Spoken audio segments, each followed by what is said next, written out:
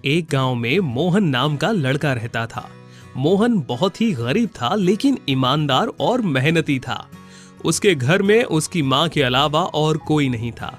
मोहन जंगल जाकर लकड़ियां काटा करता था और शहर ले जाकर उन्हें बेच दिया करता था, जिससे उसका गुजारा चल रहा था। मोहन अपनी माँ का बहुत देखभाल किया करता था। एक दिन मोहन जंगल गया और उस दिन उसने बहुत सारी लकड़ियां काटी और घर की तरफ बढ़ने लगा। कुछ दूर जाने के बाद उसे जोर से प्यास लगी।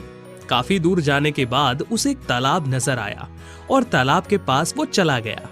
उसने लकड़ियों को जमीन पर रखा और तालाब से पानी पीने लगा। तभी उसके पैरों से कोई चीज टकराई। मोहन उसे उठाता है और देखता है, अरे ये तो पंखा है, चलो इसे घर ले जाता हूँ। मोहन उसे घर ले जाता है और किनारे में रख देता है। मोहन हर रोज जंगल से लकड़ियां लाता और शहर ले जाकर उसे बेच दिया करता था।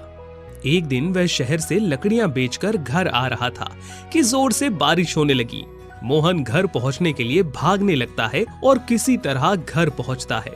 काफी देर तक बारिश होने के कारण मोहन परेशान होने लगा और चिंता में पड़ गया। अरे अब मैं क्या करूं? अगर गांव में बाढ़ आ गई तो मैं अपनी माँ को कैसे बचाऊं? तभी उस पंखे से आवाज आती है, तुम चिंता मत करो मोहन, मैं तुम्हारी मदद करूंगा। तुम अपनी बहादुरी से अपनी माँ को और इस गांव के लोगों को बाढ़ से बचा सकते हो। मोहन उस पंखे के पास जाता है। क्या मैं अपनी माँ को बाढ़ से बचा सकता हूँ? हाँ मोहन, तुम बचा सकते हो। पर कैसे? तुम जो जंगल से लकड़ियां काट कर लाए हो, उन्हें जोड़कर एक लकड़ी की गाड़ी बनाओ और उस पर लोगों को बैठा देना। मैं अपने पंखों की ताकत से सभी को यहाँ से उड़ाकर दूसरी जगह ले जाऊंगा। मोहन ऐसा ही करता है। वो लकड़ियों को जोड़कर एक लकड़ी की गाड़ी तैयार कर लेता है। मोहन अपनी माँ को उस पर बैठाता है और लोगों को भी उस पर चढ़ने के लिए कहता है। कुछ लोग उस पर चढ़कर बैठ जाते हैं।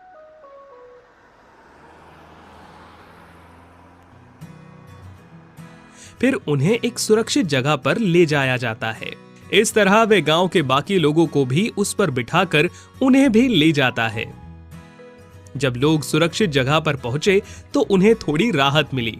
कुछ दिन वे लोग वहीं गुजर बसर करते रहे।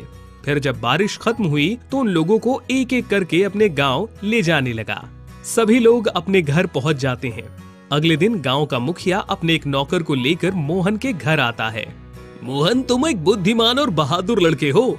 अगर तुम समय रहते लोगों को दूसरी जगह ले जाकर ना बचाते तो पता नहीं इस गांव में क्या हो जाता। इसीलिए ये रहा तुम्हारा इनाम।